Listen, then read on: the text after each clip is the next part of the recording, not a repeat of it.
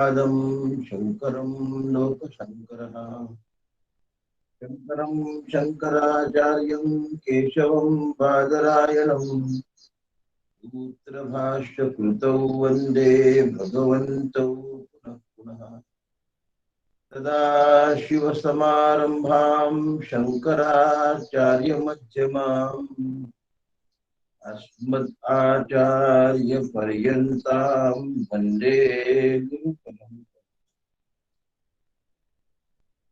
वन्दे गुरुपरम्परां।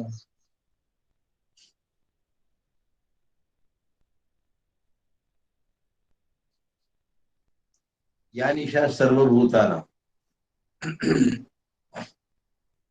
तस्यां जागृति संयमी यस्यां जागृती भूतानि सा निशा पश्यतो.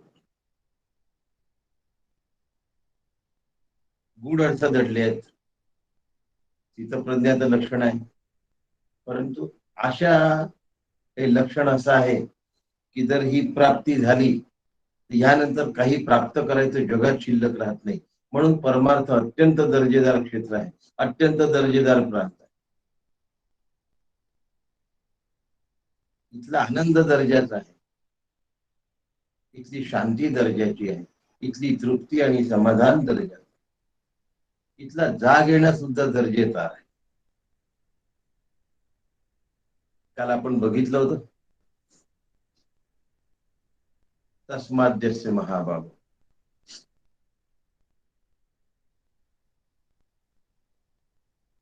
कसं आहे, इंद्रिय आणि मन यांच्यावर संयमन करणं अत्यंत गरजेचं आहे.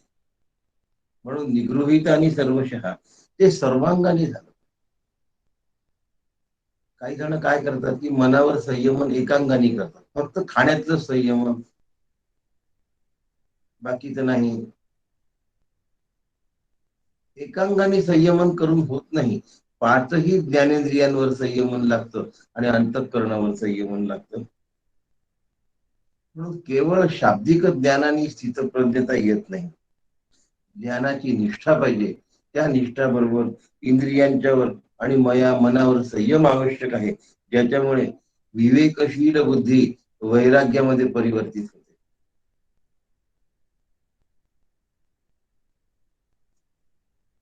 तीव्र वैराग्याने सर्व बाजूंनी निग्रह करून मनसंयमन वृत्तीने स्वरूपामध्ये स्थिर होणे हा या श्लोकाचा गाभा आहे. अनेक जन्मात ईश्वर प्राप्तीची तळमळ निर्माण होते,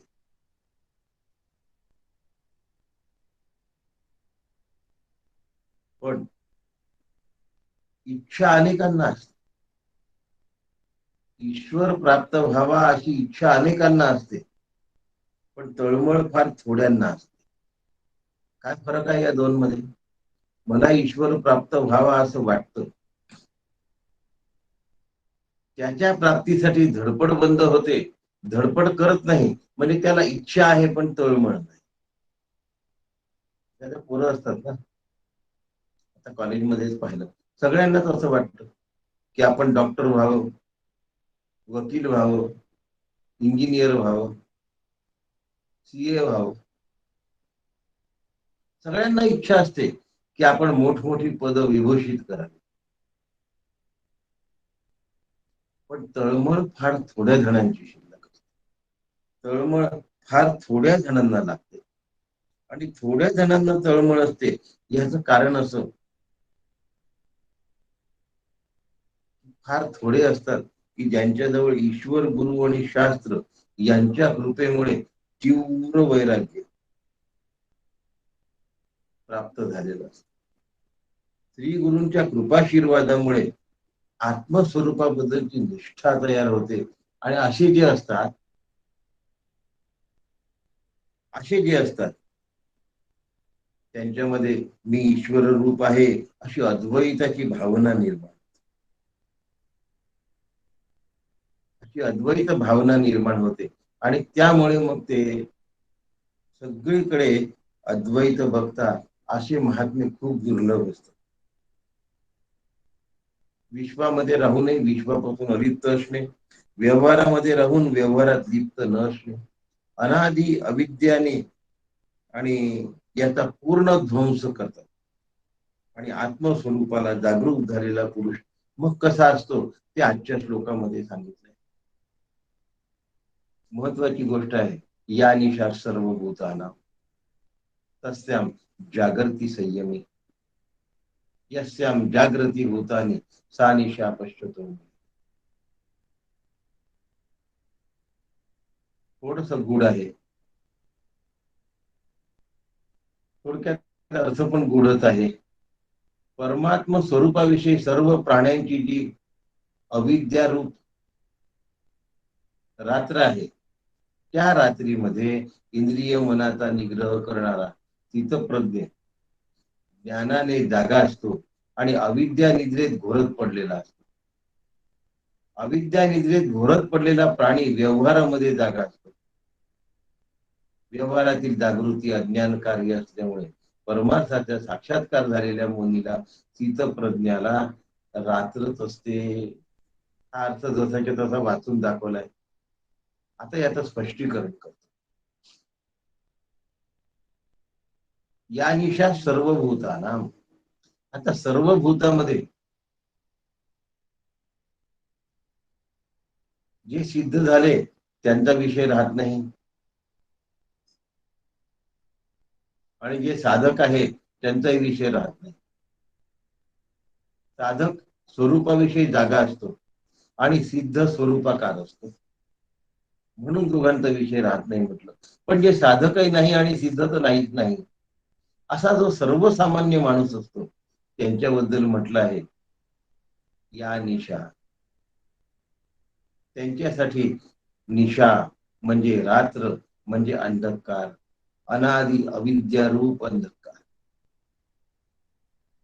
तामस स्वभावामुळे पदार्थांचा अविवेक करणाऱ्या वृत्तीचा उल्लेख निशा या अर्थाने केला आहे.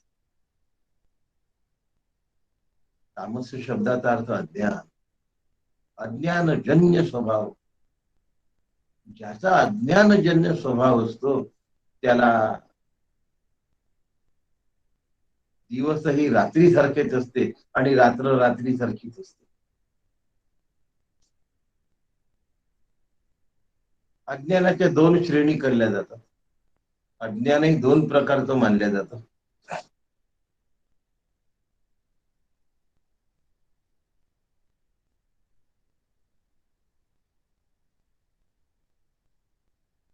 दिवसाच्या उजेडामध्ये व्यक्ती वस्तू सुस्पष्ट दिसतात, पण जसा जसा जसा जसा अंधार पडत जातो तसं तसं अंधारामुळे त्या वस्तू दिसेनाशा होतात. म्हणजे वस्तूवर आवरण चढतं. कशाचं? अंधाराचं. प्रकाश नाहीसा झालाय आणि अंधार झाला, त्याच्यामुळे त्या वस्तू दिसेनाशा होतात. म्हणून अंधारात वस्तू दिसत नाही, आणि दिसेनाशा झालेल्या वस्तू एक वेळ लुप्त होतात, काहीच दिसत नाही. अज्ञानाचा अंधकार असाच.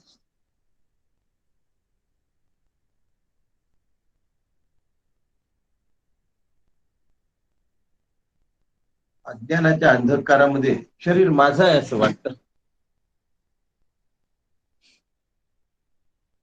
आणि आत्मा या वस्तूवर आवरण चढतो. शरीर माझं आहे असं वाटतं आणि आत्मा या वस्तूवर आवरण चढतो. म्हणजे आत्मा असल्यासारखा मिणमिणता वाटतो. काय म्हणतात, आत्मस्वरूप ऑक्सिजनवर असतं आणि देह स्वरूप प्रकट असतं. लुकलुकणारा तारा असतो ना, तसं आत्मस्वरूप असतं. आणि धगधगीत सूर्य जसा असतो तसं देह स्वरूप असतं. त्याला देहच खरा वाटतो, कारण आत्म्यावर आवरण चढलं असतं.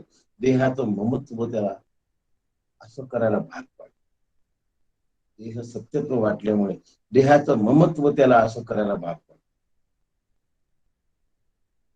म्हणून शरीर माझा आहे असं, पंचदहा प्रकृती माझी आहे असं, हात माझा आहे असं वाटतं, पाय माझा आहे असं वाटतं, मन बुद्धी अहंकार माझे आहेत असं वाटतं.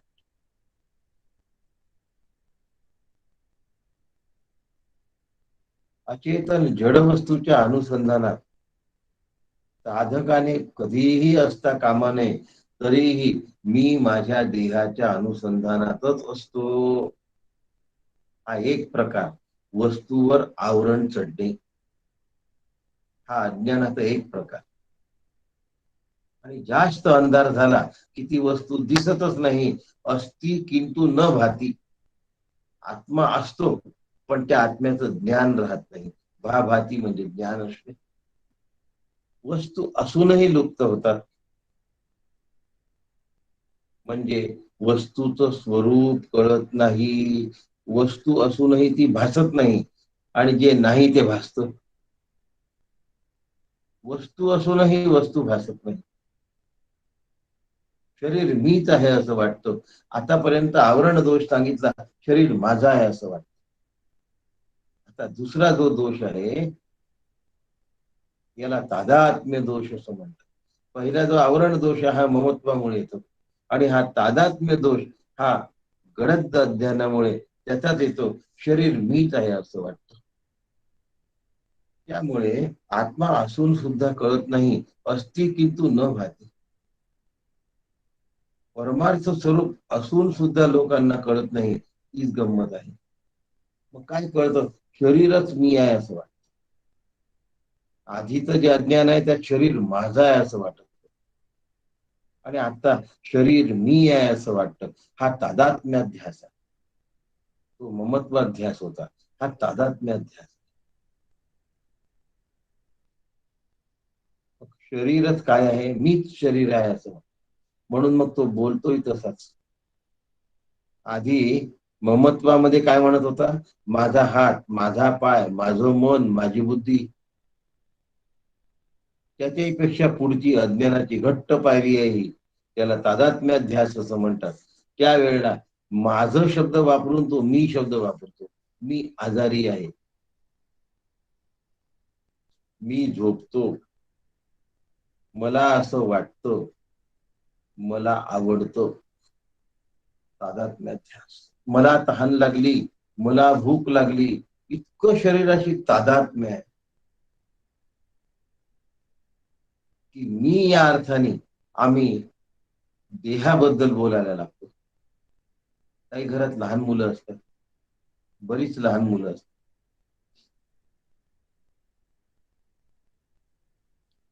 इकडनं आवाज येतो, काय सुरू आहे? तर लहान मुलांना सांभाळणारा म्हणतो, आम्ही खाण्यात रमलो आहे. म्हणजे तो मोठा माणूस खात नसतो, हा लहान मुलगा खात असतो. पण हा खाण्यात रमलाय असं म्हणत नाही. आम्ही खाण्यात रमलो आहे सध्या, आम्ही खेळण्यात गुंगलो आहे सध्या, आम्ही खूप धिंगाणे मस्ती करतो आहे सध्या. आम्ही शब्द का वापरतोय? तादात्म्याध्यास. तसं आम्ही मोठे माणसं, मी झोपतो म्हणतो, मला वाटतं म्हणतो, मला आवडतं म्हणतो, मी आजारी आहे म्हणतो. माझी तर मी आजारी आहे असं म्हणतो, मी बलवान आहे असं, मी धनवान आहे असं. आणि तुझ्या जवळ धन आहे, तू स्वतःला धनवान कशाला म्हणतोस? पण नाही, ज्याच्या जवळ धन आहे तो स्वतःला धनी समजतो, आणि धनी जो स्वतःला समजतो तो बोलताना धनवान म्हणत असतो.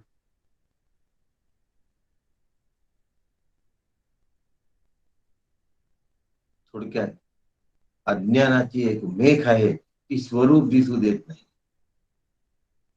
विषय बारकाईने ऐका.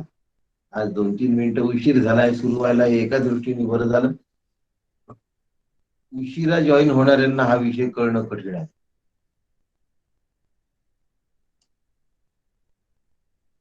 स्वरूप न वाहणे, स्वरूप न पाहणे ही जीवाची निद्रा आहे.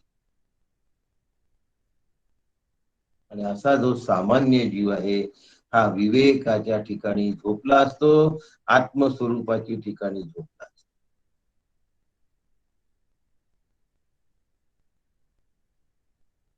थोडक्यात विवेक करण्याचा पत्ताच नसतो. ज्याला विवेक करण्याचा पत्ता नाही त्याला वस्तूचा थांग पत्ता लागत नाही. कसे शब्द आहेत?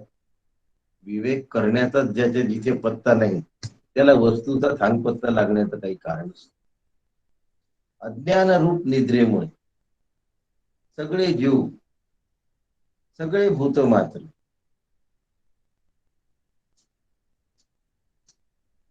आत्मस्वरूप स्वतःच स्वतः जवळ असून देखील अज्ञान रूप निद्रेमुळे जाणू शकत नाही. म्हणून असती किंतु न भाती. अज्ञान रूप निद्रेमुळे ते जाणूच नाही शकत. ते स्वरूपाच्या बाबत निद्रिस्त असतात. आत्मा नाही, परमार्थ तत्व सुद्धा नाही. याला आतत बुद्धी असं म्हणतात. आत्मा तर नाहीच, पण परमात्मा तत्वही नाही असं तो म्हणायला धजावतो. कारण आत्म्याचे खरं म्हणजे आत्मा नाही हे म्हणण्यासाठी सुद्धा आत्म्याचं सहकार्य घ्यावं लागतं, आत्म्याचं सहाय्य घ्यावं लागतं. तरीही तो कळत नाही. हीच त्या जीवाची रात्र आहे. आत्म्याचं सहाय्य घेऊन आत्म्याचा अभ्यास करत असताना सुद्धा आत्मा कळत नाही. हीच आत्म्याची मदत आहे आणि ही जीवाची रात्र आहे. मी कुठे असावं आणि मी नक्की कुठे आहे याचा विचार करायचा, की मी साधक आहे पण नक्की कुठे आहे? या स्थितीत आहे का? मला आत्म्याचा मागमूसही नाही का? मला आत्म्याविषयी जरा सुद्धा ध्यान नाही का? मी देहाशी तादात्म्य पावलो आहे की ममत्व आहे? हे एवढे सगळे विचार करायला तेव्हा फुरसत मिळते ज्या वेळेला परमार्थ ही एक दर्जेदार गोष्ट आहे असं आम्हाला वाटतं. मला मिळणारा आनंद हा परमार्थातून मिळणारा आनंद अत्यंत दर्जेदार आहे असं जेव्हा वाटतं तेव्हा हे सगळं पटतं. तोपर्यंत ह्यातलं काही पटत.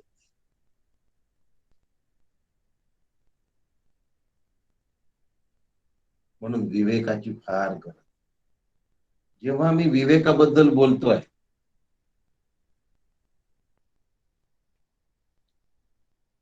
रेकॉर्डिंग आता सुरू झालंय, जेव्हा मी विवेकाबद्दल बोलतोय, व्हिडिओ रेकॉर्डिंग मिळून जाईल, ऑडिओ थोडं एवढं मिळणार नाही, अर्धा तास.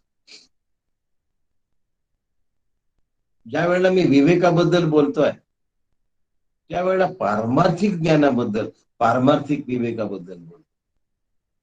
भौतिक, कौटुंबिक, व्यावसायिक, प्रापंचिक, व्यावहारिक विवेकाबद्दल नाही बोलत.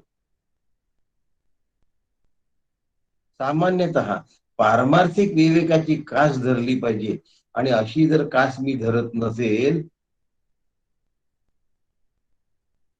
आणि मी जर प्रापंचिक आणि व्यावहारिक विवेकामध्ये निपुण असेल त्याला काही अर्थ नाही. नित्यानित्य वस्तू विवेक हा खरा विवेक आहे. ब्रह्मसत्यम जगन मिथ्या जीवो ब्रह्मैव परा हा खरा विवेक. साधकाने पारमार्थिक ज्ञानाचा विवेक अत्यंत सावधगिरीने केला पाहिजे, जपून ठेवला पाहिजे, जपलाच पाहिजे.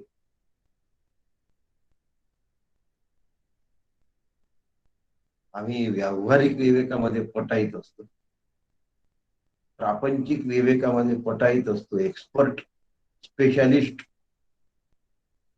पारमार्थिक विवेकात आम्ही अजिबात स्पेशालिस्ट नाही. जे काही कामाचं नाही असं शरीर मी माझा आहे असं समजतो, किंबहुना कधी कधी त्याला मी समजतो, शरीरालाच मी समजतो. ज्या चैतन्याच्या अधिष्ठानावर हे शरीर चालतं ते चैतन्य पाहवस सुद्धा वाटत नाही. ते चैतन्य असेल असंही वाटत नाही. मीच जिवंत आहे असं वाटत. शरीर जिवंत असू शकत नाही. चैतन्याचा निर्माण झालेला भास, ज्याला चिदाभास असं म्हणतो, त्याच्यामुळे शरीर जिवंत आहे असं वाटतं. सेलमुळे खेळणं चालत आहे, पण लहान बाळ ते खेळणं प्रत्यक्ष आहे असं समजतं. साधकाने जड आणि अचेतन शरीरामध्ये आपली वृत्ती कधी सुद्धा गुंतवू नये. हा विषय जड होणार आहे.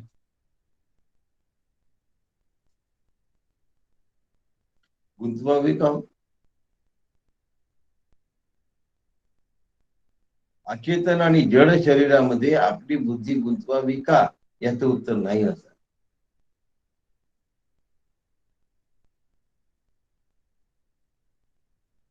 संबंध शरीराचं काम कधीच संपत नाही. शरीर जाईपर्यंत शरीराचं काम चालत.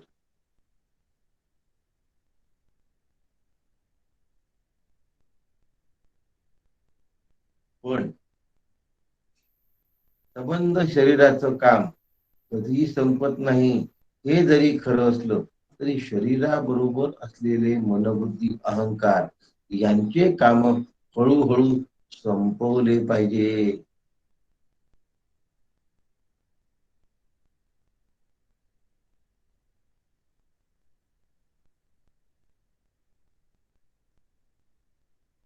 तू मन हे मीची करी, माझी या भजनीची प्रेम धरी, सर्वत्र नमस्कारी भज एकात.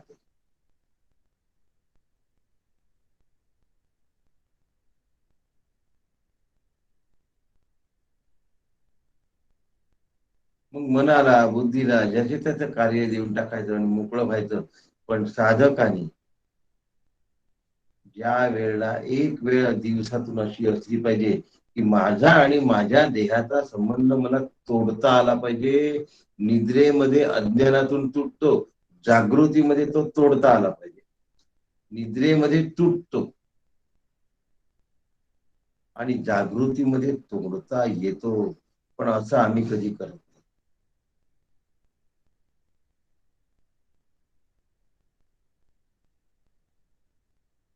माझ्या शरीराचं जे भान आहे हे माझं कधीतरी सुटलं पाहिजे थोड्या वेळासाठी, आणि मी सोडून सुटलं पाहिजे. आपोआप नाही सुटलं पाहिजे. वेड्या लोकांचंही भान सुटतं, कोमामध्ये असलेल्या लोकांचंही भान सुटतं, निद्रेमध्ये असलेल्या लोकांचंही भान सुटतं, बेशुद्धीमध्ये असलेल्या लोकांचंही भान सुटतं.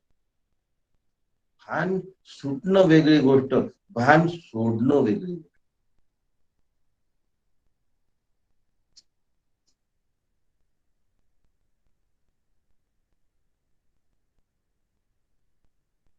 तू मन हे मीची करी, माझी या भजनी प्रेम धरी, सर्वत्र नमस्कारी मज एका.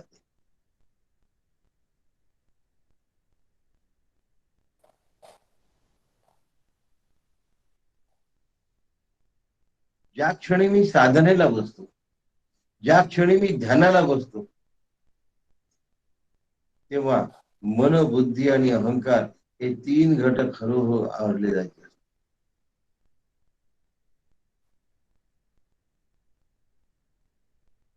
हे तीन घटक मला हळूहळू हळूहळू हळूहळू लीन करायचे असतात, लीन करायचे.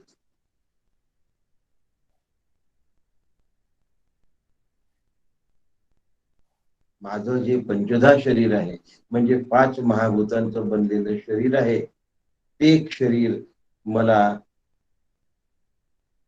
विसरायचं आहे, जाग राहून विसरायचं.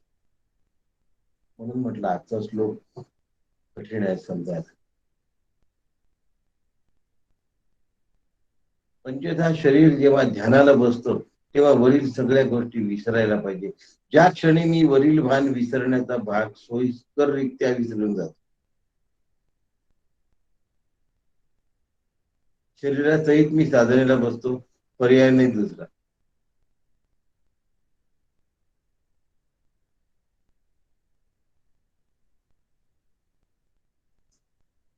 याचं कारण शरीर हेच माझ्या साधनेचं साधन आहे. पण एक वेळ साधनाला विसरलं पाहिजे, शरीराला विसरलं पाहिजे, शरीराचं भान विसरलं पाहिजे.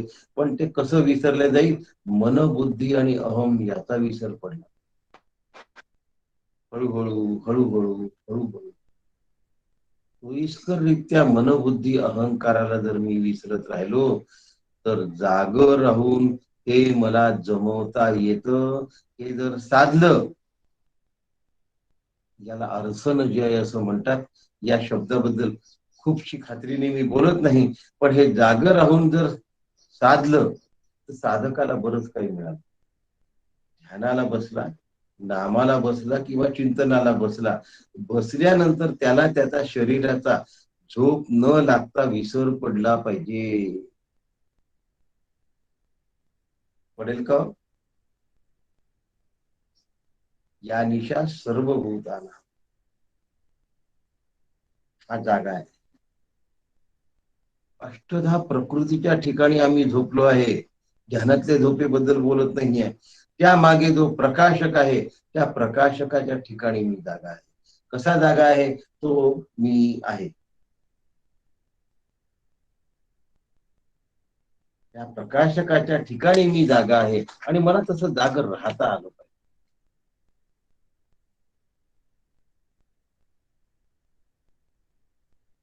याला म्हणतात सोहम. आम्हाला सोहम म्हणजे एक खेळ वाटतो. एक उच्चारून टाकलं की आपलं काम झालं असं वाटतं.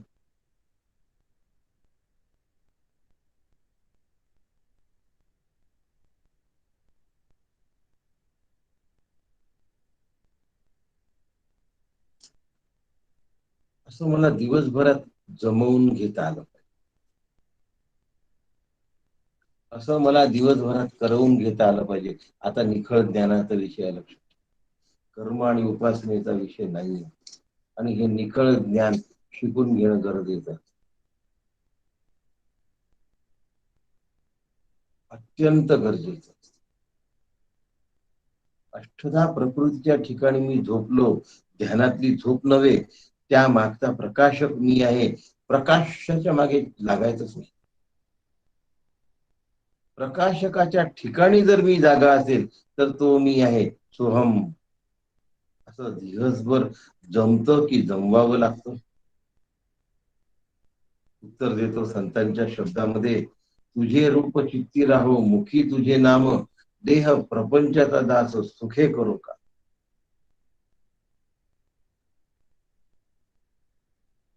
अखंड भगवंताच्या अनुसंधानात जर राहिला तर देहाचे होणारे जे व्यवहार आहेत ते करून सुद्धा आपल्याजवळ वेळ खूप राहतो.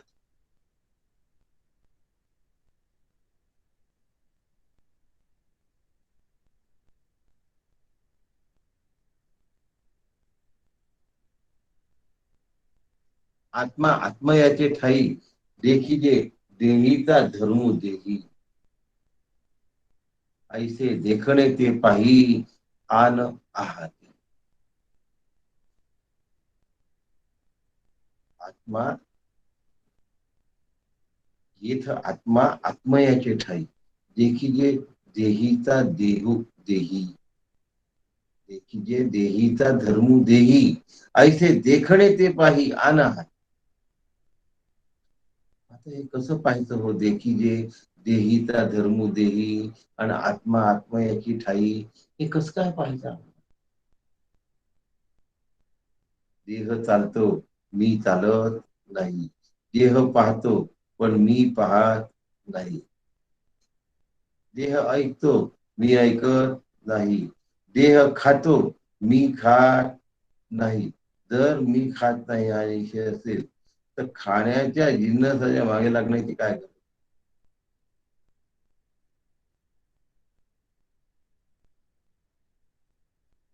काय गरज आहे? पण ध्यानकाली, साधनकाली असा मला माझ्या देहाचा विसर पडावा लागेल. त्यासाठी मन, बुद्धी आणि अहंग हे आमचे काय झाले पाहिजे? विरले पाहिजे. सगळ्यात जास्त उठाठेव कोण करतं? मनबुद्धी अहंकार.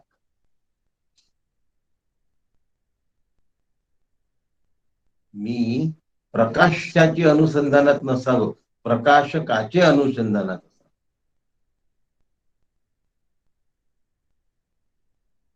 म्हणजे काय? ही घड्याळ आहे, घड्याळ प्रकाश्य आहे. ही घड्याळ कुणाला कळली? मला कळली, मी या घड्याळीचा प्रकाशक आहे. घड्याळ प्रकाश्य आहे आणि मी या घड्याळीचा प्रकाशक आहे.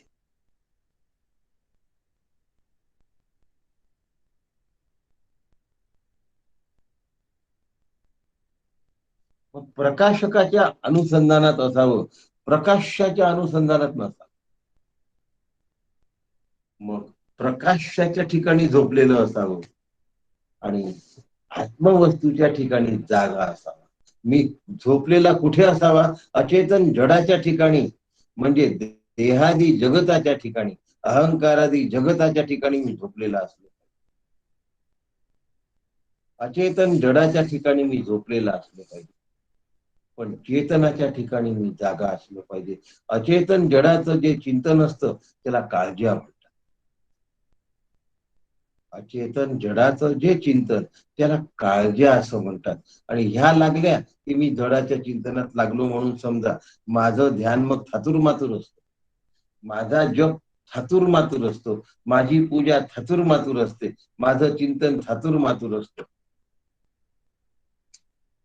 काका त्याला खुडबुडू किंवा खुटुलुटू असे शब्द वापरतात. काहीतरी खुडबुडू करतो झाला. काय म्हणतात काका त्याला? खुडबुड, खुटुलुटू. परमार्थ प्रकाशाकडे लक्ष दिलं, प्रकाशकाकडे लक्ष दिलं नाही. घड्याळ प्रकाश्य आहे आणि मी या घड्याळीचा प्रकाशक आहे. लक्ष कोणाकडे द्यायला पाहिजे? प्रकाशकाकडे. देह प्रकाश्य की प्रकाशक? प्रकाश्य. मग देहाचं चिंतन करायचं नाही, देह संबंधित परिस्थितीचं चिंतन करायचं नाही, देहाच्या नातलगाचं चिंतन करायचं नाही, देहाच्या कार्याचं चिंतन करायचं नाही, कौतुक करायचं नाही, देहाबद्दल काळज्या करायच्या नाही. देह राहो, याच्या पुढचं बोलायला हिंमत लागते. अथवा जाओ, कोणाचा? माझा. देह राहो, बस, पुढे बोलतच नाही. संत बोलतात, आम्ही राहोच्या पुढे बोलत नाही. आता अचेतन जडाचं चिंतन मी करतो आहे हे कशावरून ओळखायचं? काय होईल असं वाटतं, कसं होईल असं वाटतं, केव्हा होईल असं वाटतं आणि कुठे होईल असं वाटतं. काय होईल, कसं होईल, केव्हा होईल आणि कुठे होईल.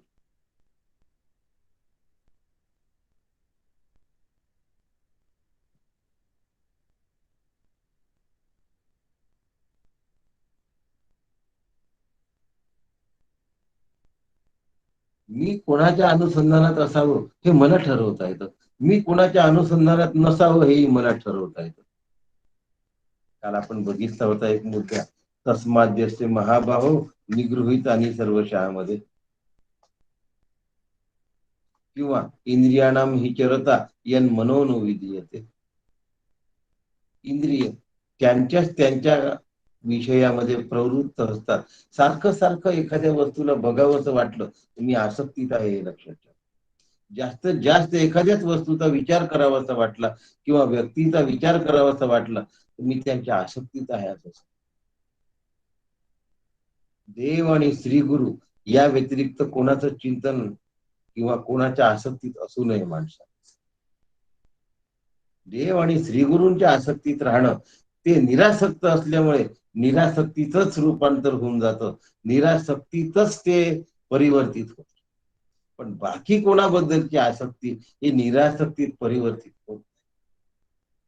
म्हणून मी चेतनाच्या ठिकाणी जागा असावा, मी प्रकाशकाच्या ठिकाणी जागा असावा, मी कुणाच्या अनुसंधानात असावं हे साधकांनी खूप लक्षात ठेवलं.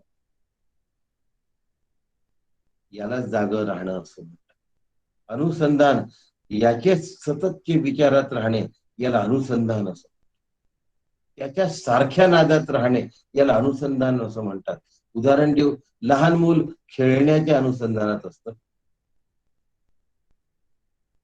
लहान मूल खेळण्याच्याच अनुसंधानात, नेहमी तो खेळण्याचाच विचार करतो. जेवतानाही तो खेळण्याचाच विचार करतो आणि खातानाही तो खेळण्याचाच विचार करतो. तो सतत खेळण्याच्याच अनुसंधानात असतो. म्हणून लहान मुलांना काऊचा घास, चिवचा घास असा द्यावा लागतो.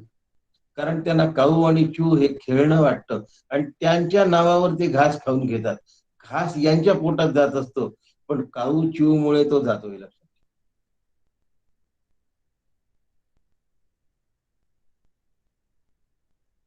विषय गहन आहे. चेतनेच्या ठिकाणी आणि प्रकाशकाच्या ठिकाणी अनुसंधान ठेवा, हे म्हणणं सोपं आहे. ठेवता कसं येईल?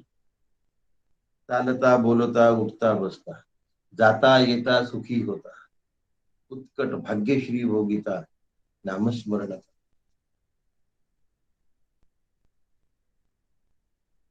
संपत्ती अथवा विपत्ती, जैसी पडेल काळ गती, नामस्मरणाची स्थिती सांडोची नाही. आधी दशा मग अवदशा, अथवा दशे उपरी अवदशा, प्रसंग येऊ भरतैसा, परंतु नाम सांडू नये.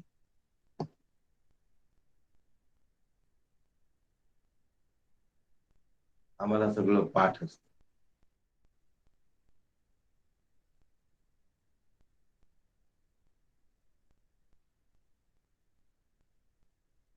ज्या गोष्टीचं ओझं असत नाही त्याचं ओझं घेतो आधी. म्हणजे काय हो, साधनेचं ओझं घेतो आणि प्रपंचाचं आम्हाला ओझं वाटतच नाही. बापरे, एवढा अभ्यास होईल का? एवढा वेदांत आम्हाला समजेल का? हे कधी समजेल? कधी आमच्या टाळक्यात शिरेल?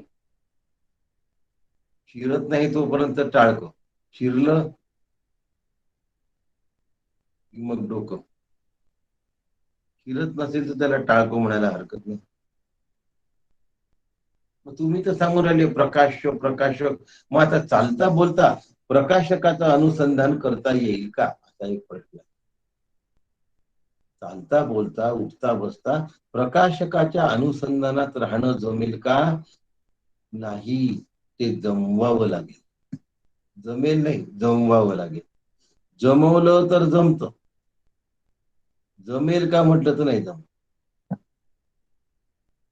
मला हे जमवलंच पाहिजे म्हटलं तर बरोबर जमत. उदाहरण देऊया.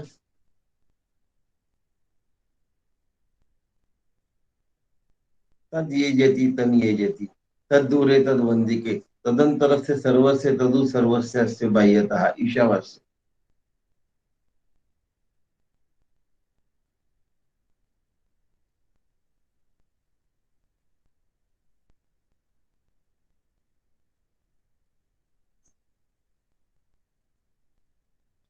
काय हे सगळं सांगावं लागतं की ते न चालणारं तत्व मी आहे.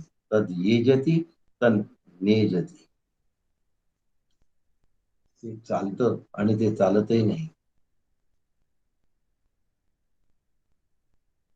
तळेना ढळेना कळेना वळेना, सदा संचले मीपणे कळेना, अज्ञान. मग आपण दोन स्थिती पाहिल्या. एकाला ममत्व म्हणतात, दुसऱ्याला तादात्म्य. ममत्वामुळे मीपणे आकळेना, स्वरूप कळतच नाही.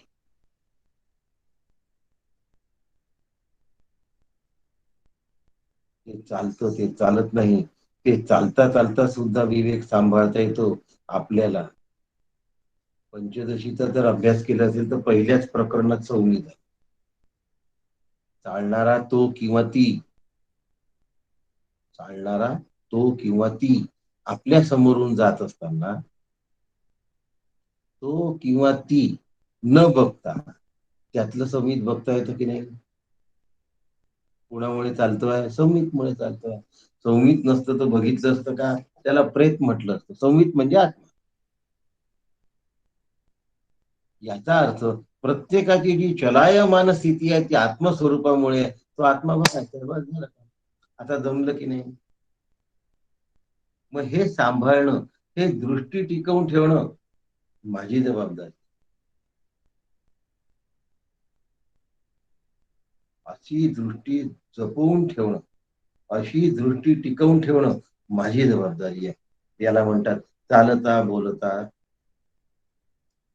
प्रकाशकाच्या अनुसंधानात राहणे. चालता बोलता प्रकाशकाच्या अनुसंधानात राहणे. प्रकाशाचं चिंतन नाही करायचं. जेव्हा मला प्रपंचाची काळजी वाटते, तेव्हा मला देहाच्या आजाराबद्दल काळजी वाटते. अशी जेव्हा मला काळजी वाटते, काय होईल, कसं होईल, केव्हा होईल आणि कुठे होईल, यांनी काय साधलंय हो आजपर्यंत आमच्या जीवनात? जे काही आम्ही जीवन जगलो, या जीवनात आमचं काय साधलंय मला सांग? काळज्या करून काय मिळालं माणसं?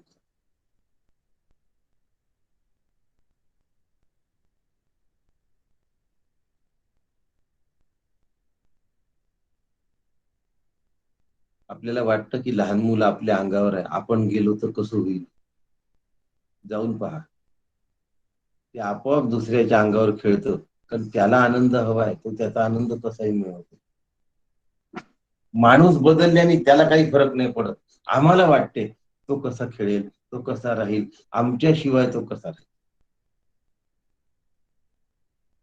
असं विचार करणं, याला अज्ञानाचं लक्षण आहे असं म्हणतात. ही साधकाची दशा नाही. म्हणून चालता बोलता आत्मानुसंधानाच्या आत्मानुसंधानात राहणं हे महत्वाचं आहे. म्हणून संवितचा अभ्यास, पहिलं प्रकरण जरी पंचदशीचं झालं ना, तर राहिलेले 14 प्रकरण नाही अभ्यासले तरी चालतं. पण असं पाहिलं पाहिजे, तो किंवा ती येतो आहे, संवित येत आहे, संवित जात आहे. आम्ही काय पाहणार? संवित सोडून सगळं पाहणार. मग आम्ही अनुसंधान कोणाचं करतोय? प्रकाशाचं. प्रकाशकाचं अनुसंधान केलं असतं तर संवित पाहिला असता. मग तो माणूस काळा आहे, गोरा आहे, हुशार आहे, मोठा आहे, हा विषयच नाही. प्रकाशकामुळे तो आहे, बस.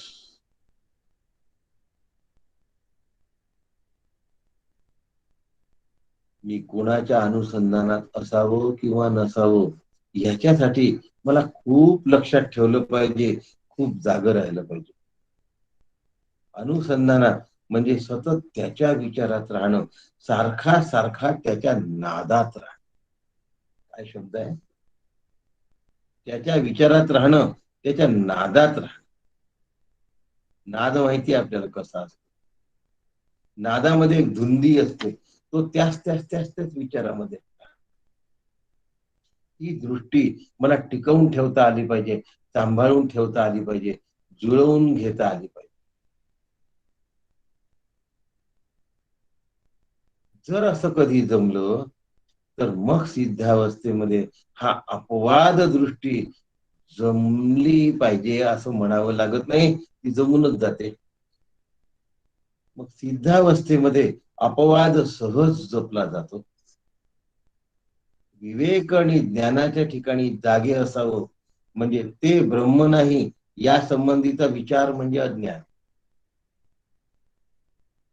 अचेतन जडाचं चिंतन म्हणजे अज्ञान किंवा अविद्या. व्यवहाराच्या ठिकाणी जो जागा असतो तो अज्ञानीच असतो.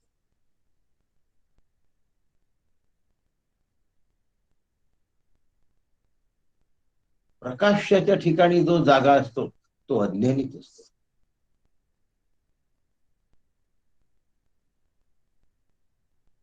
विवेक म्हणजे ज्ञान आणि ज्ञान म्हणजे ब्रह्मसत्यम जगन मिथ्या. ज्ञानाच्या ठिकाणी मला जागं राहिलं पाहिजे. व्यवहाराच्या ठिकाणी जागं सगळेच जण राहतात. जाऊ द्या, आपल्या जागृतीलाच जो व्यवहार होतो तो ज्ञानाच्या सत्य. मी माझ्या जागृतीमध्ये जो व्यवहार करतो तो ज्ञानाच्या सत्तेवर करतो. म्हणजे अज्ञान हे सुद्धा ज्ञानाच्या सत्तेवर आहे. जागृतीमध्ये होणारा व्यवहार हा ज्ञानाच्या सत्तेवर होतो. म्हणून अज्ञान हे सुद्धा ज्ञानाच्या सत्तेवर आहे. मात्र असं जरी असलं तरी व्यवहार व्यवहारासारखाच करायचा, न्याय नीती धर्माला धरून करायचा. अनुसंधान मात्र आत्मस्वरूपाचं ठेवायचं. व्यवहार करत असताना अनुसंधान कोणाचं ठेवायचं? आत्मस्वरूपाचं. कांदा मुळा भाजी हेची रखुमाई माझी. व्यवहार काय चालू आहे? सावतामाळी काम करतात आहे शेतामध्ये. आवता माळी आपला मळा पिकवतात आहे, कांदा मुळा भाजी, आणि हेची रखुमाई माझी.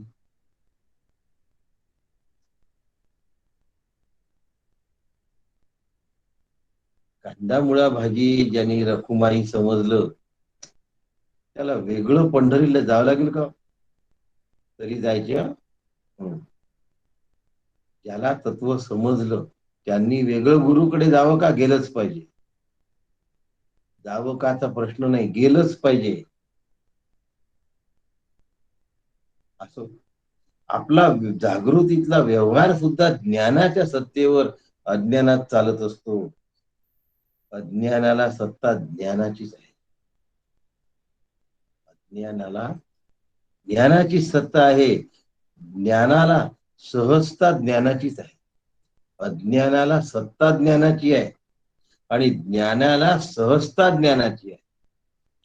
अज्ञान अनेक प्रकारे वाटू शकतो. अज्ञानाच्या अनेक छटा असतात, त्याला भास म्हणतात. सुख आणि दुःखाच्या अनेक छटा असतात. पैसे मिळाल्यानंतर सुख होतं, खायला मिळाल्यानंतर सुख होतं, उत्तम झोपायला मिळाल्यानंतर सुख होतं, थंडगार हवेत उन्हाळ्यात राहिल्यानंतर सुख होतं. अहो, चष्मा मिळाल्याने सुख होतं, नसलं तर दिसत नाही. सुखाच्या अनेक छटा आहेत, तेवढ्याच दुःखाच्या छटा आहेत. जेवढं मिळाल्याने सुख होतं ते गोष्टी न मिळाल्याने दुःख होतं. म्हणून अज्ञान अनेक प्रकारे वाटू शकतं आणि त्याचे परिणाम सुख दुःखात्मक भोगावे लागतात. अज्ञानाच्या अनेक छटा असू शकतात, भास असू शकतात. म्हणून सुख दुःखाचे सुद्धा अनेक छटा आणि भास आहेत. पण प्रत्येक सुख आणि दुःखाच्या मागे ज्ञान मात्र एकच आहे. अज्ञानाच्या अनेक छटा असतात, म्हणून सुख दुःखाच्याही अनेक छटा असतात. पण सुख आणि दुःख यांच्या मागे ज्ञान मात्र एकच आहे. सुखाचंही ज्ञानच होतं आणि दुःखाचं पण ज्ञानच होतं. म्हणून सुख आणि दुःख अनेक छटांमध्ये असले, अज्ञानजन्य आहे दोन्ही, कल्पित आहे दोन्ही, तरी या सुख दुःखाच्या मागे ज्ञान एकच आहे. म्हणून सुख दुःखाला ज्ञानाचाच आधार आहे. सुख दुःखाला ज्ञानाचाच आधार आहे. म्हणून आधार आधेय संबंध हा सुख दुःख आणि ज्ञान यांचा आहे. ज्ञानाच्या आधारावर सुख दुःख भासतात. म्हणून सुख आणि दुःख यांचा संबंध आधार आधेय आहे. पण आत्म्याच्या बाबत आधार आधेय संबंध संभवत नाही, कारण आत्मा एकमेव आहे, ज्ञान एकच आहे. अज्ञान अनेक छटांमध्ये आहे, ज्ञान एकच आहे आणि आत्मा एकमेव आहे. म्हणून आत्म्याच्या बाबत आधार आधेय संबंध संभवत नाही.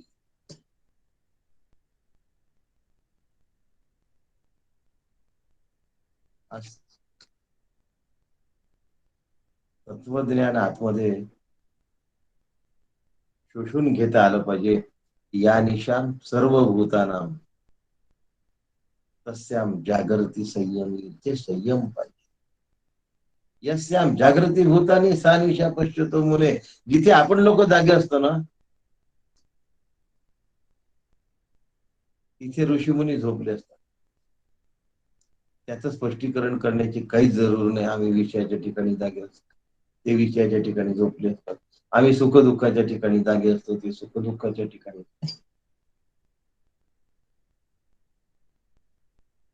जिथे जागा राहण्याची आम्हाला जन्मोजन्मीची सवय लागली आहे, खोड लागली आहे, ती खोड मोडली पाहिजे. आणि स्वरूपाच्या ठिकाणी जाग राहण्याची काय करून घेतली पाहिजे, सवय करून घेतली पाहिजे. हे जिद्दीने शक्य आहे, हे निग्रहाने शक्य आहे, हे निश्चय करण्याने शक्य आहे. त्याशिवाय दुसरी गोष्ट मला महत्वाची वाटता कामा नये, ती श्रद्धा.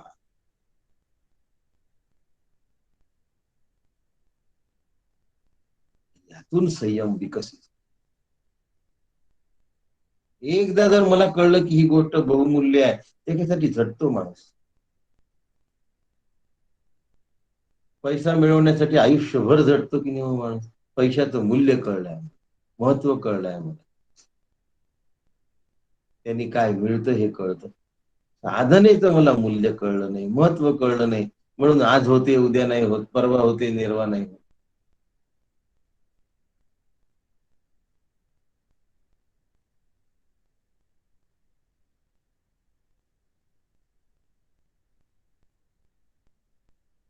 या निशा सर्वभूतानां तस्यां जागृती संयमी. प्रकाशकाकडे लक्ष देऊन प्रकाशाला डावलणं फार मोठा संयम लागतो, फार मोठा. आणि हा संयम ज्याने केला असतो, यश्याम जागृती भूतानी सा निशा पश्यतो. ते ऋषीमुनी विषयाच्या ठिकाणी झोपले असतात.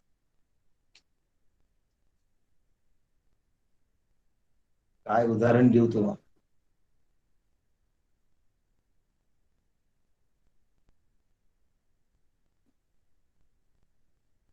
माझ्या बाबत घडलेलं एक उदाहरण देतो, आणि ते काकांच्या सहवासामुळे झालं. हे मी सांगितलेलं कदाचित काकांना आवडणार नाही, तरी तुम्हाला मला सांगायला आवडेल म्हणून सांगतो. काकांना का आवडणार नाही तुम्हाला कळून जाईल सांगितलं.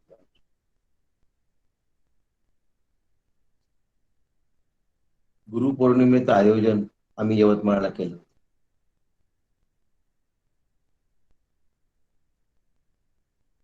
सगळ्यात पहिली म्हणजे 4 दिवस चाललेली गुरुपौर्णिमा यवतमाळची. काकांचा वाढदिवस आला होता. एक दिवस गॅप देऊन गुरुपौर्णिमेची पूर्वसंध्या आणि त्याच्यानंतरची गुरुपौर्णिमा, म्हणजे असे 4 दिवस मधली गॅप पण आम्ही कव्हर केली होती. 4 दिवस गुरुपौर्णिमेचा कार्यक्रम सकाळ संध्याकाळ. थोडक्यात मुद्दा आहे, गुरुपौर्णिमेला आलेले, आमच्या जवळ जमवलेले, त्यातून उरलेले आणि काकांना आलेले जेवढे पैसे होते, त्यातल्या एकाही रुपयाला काकांनी स्पर्श केलेला नाही. मी स्वतः साक्षी आहे, म्हणून म्हटलं माझ्या बाबत घडलेला आहे, मी स्वतः पाहिलं. एकाही रुपयाला काकांनी स्पर्श केला. तस्या जागृती संयमी, इथे संयम लागतो. धन मिळत असताना त्या पैशाचं बरं जाहीर केलं का, हे असं असं आहे, यातले पैसे मला नको, हे तुम्ही काही पण करा. कुणाला माहित नाही ही गोष्ट. आणि काकांना का आवडणार नाही, काकांना हे असं सांगितलेलं नाही आवडत. काकांचं मोठे पण बाहेर सांगितलं की काकांना नाही आवडत, आणि ते माझं साधन आहे, लक्षात ठेवा. म्हणून मला ते आवडतं, ते माझं साधन आहे. सिद्धांसाठी ती सहजता आहे, माझ्यासाठी ते साधन आहे. मला दूर ठेवलं पाहिजे.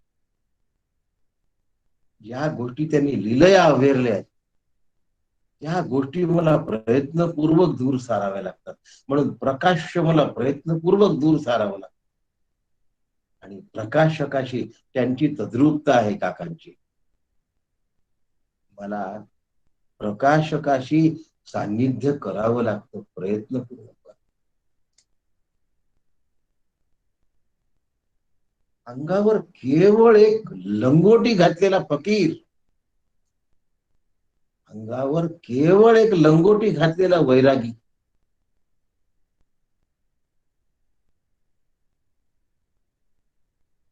एवढे मोठे जिंकलेले किल्ले, आणि त्याबरोबर सुवर्णाचं पात्र, सुवर्ण नाण्यांनी मोहरांनी भरलेलं पात्र शिवरायांचं स्वीकारलं,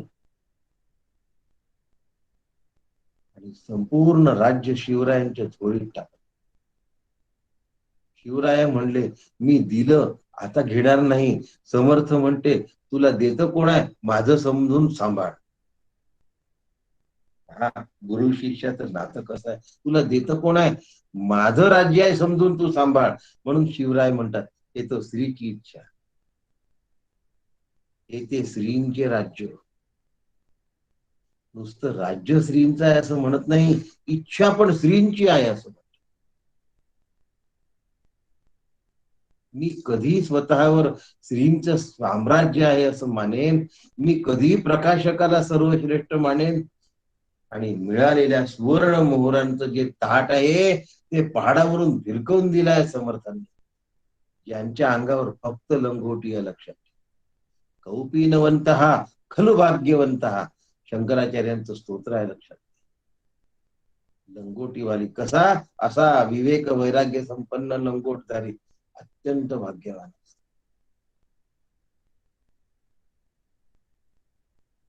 म्हणून अज्ञानाला अनेक छटा आहेत, पण त्या अनेक छटांच्या मागे असलेलं जे अज्ञान, अनेक सुखदुःखांच्या मागे असलेलं जे अज्ञान, ते एका ज्ञानाच्या भरोशावर आहे, एका ज्ञानाच्या आधारावर.